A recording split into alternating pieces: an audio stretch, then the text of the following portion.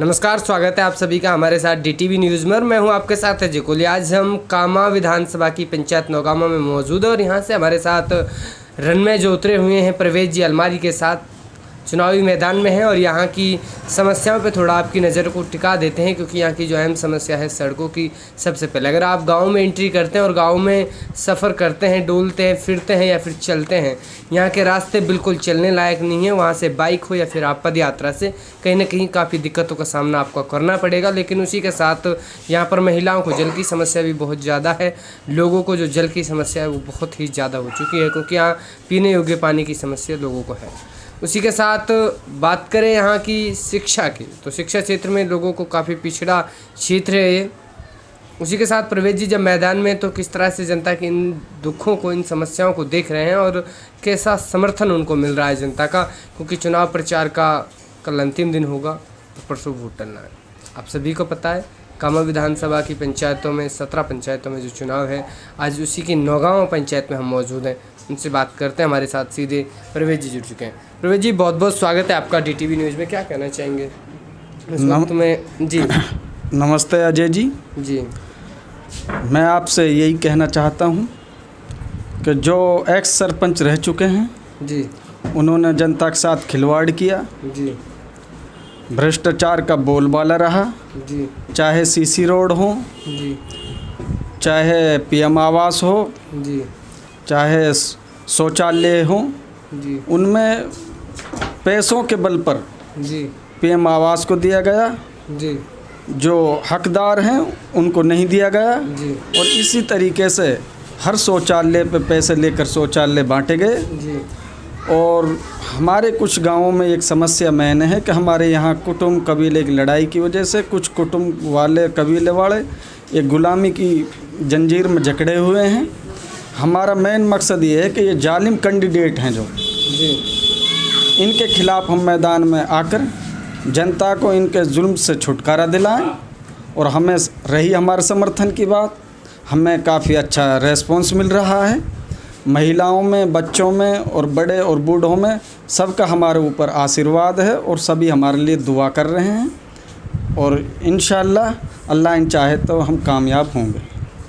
अब यहाँ की समस्या आपने गिनवाई भी दी हैं कुछ में से, जैसे कि आपने सड़कों पर ध्यान नहीं दिया, क्योंकि आप जब चलते हैं यहाँ से, हम जब सफ़र में आए हैं तो हमको भी दिक्कतें हुई हैं। तो इनको किस तरह देखते हैं? लोगों की जो शिक्षा है इस क्षेत्र में, आपने कहा है कि गुलामी में आज लोग जी रहे हैं, तो उसके पीछे एक ही वजह ये भी है कि कहीं ना कहीं शिक्षा में क्षेत्र पीछे। तो क्या मानते हैं लोग? वो गुलामी की जो वजह है वो अशिक्षा की वजह से ही है। जी इसलिए हम शिक्षा पर ध्यान देंगे। बेटी पढ़ाओ और बेटी बचाओ के नारे के साथ हम यहाँ पर एक चुनाव मैदान में आए हैं। और रही बात रस्तों की, तो रस्तों के तो हमारे जो एक्स सरपंच रह चुके हैं उन्होंने काफ़ी सारे रस्तों के पैसे को खा गया। नरेगा में भ्रष्टाचार है, सारे रस्तों की सीसी भरकर उन्होंने काम कराया नहीं ज़मीन पर, यानी कि पैसा ले लिया है, जनता का पैसा हड़प दिए हैं। हाँ जो ऐसे सरपंच रहे हैं। हाँ, जो जनता का पैसा उसको हड़प लिया है और काम ज़मीन पर बिल्कुल नहीं कराया है। जी, तो अगर जनता आपको मौका देती है तो क्या वाकई में आप ज़मीनी स्तर से जुड़कर उन लोगों के लिए काम करोगे? हम हर तरीके से हम ज़मीन से जुड़े हुए हैं और ज़मीन से ही जुड़कर रहेंगे।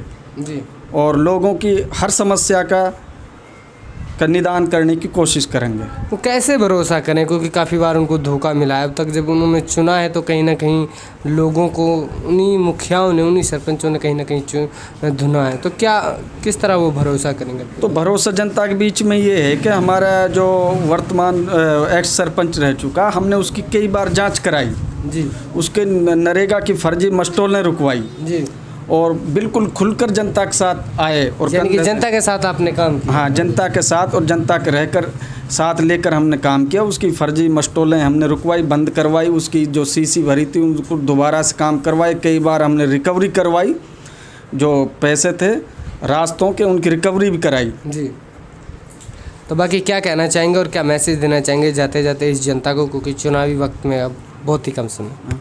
तो मैसेज तो यही है कि थोड़ा गौर फिक्र करके अपने दिल के पर हाथ रखकर हर आदमी ये सोचे कि अच्छा कौन है और विकास बेहतर कौन करा सकता है, उसी के लिए वोट करें। और 28 तारीख को अलमारी के निशान पर अवश्य बटन दबाएं और परवेज जी को कामयाब बनाएं। जी धन्यवाद। ये हमारे साथ परवेज जी थे, उन्होंने अपना खास वक्त दिया। उसी के साथ इस क्षेत्र की जो समस्याओं के साथ साथ यहाँ के जो मुखिया रह चुके हैं, जिन्होंने यहाँ पर अपना ताज संभाला नहीं, संभाल तो जनता ने उनको दे तो दिया लेकिन संभाला अच्छे से नहीं, क्योंकि जनता के लिए नहीं किया। ये परवेज जी का कहना है कि क्योंकि जब इनको चुना गया है, जो भी यहाँ से सरपंच बने हैं, उन्होंने इस क्षेत्र की समस्याओं को कभी भी देखा नहीं है, अनदेखा कर गए वो लोग। लेकिन आज कहीं ना कहीं उनको वो समस्या ज़रूर दिख रही होंगी। जब वो उन सड़कों पर चलते होंगे तो कहीं ना कहीं पैरों में कीचड़ उनके भी लगता होगा। ये परवेज जी का मानना है कि जब उन्होंने यहाँ पर भ्रष्टाचार किया है तो उसको दूर करना मेरा काम होगा, और मैं पहले भी जनता के बीच गया हूँ, जनता के बीच रहकर मैंने काम किया। अगर जनता मुझे मौका देती तो वाकई में यहाँ से भ्रष्टाचार को, सबसे पहला मेरा जो एजेंडा है वो भ्रष्टाचार को यहाँ से बिल्कुल जड़ से उखाड़ कर फेंकना है।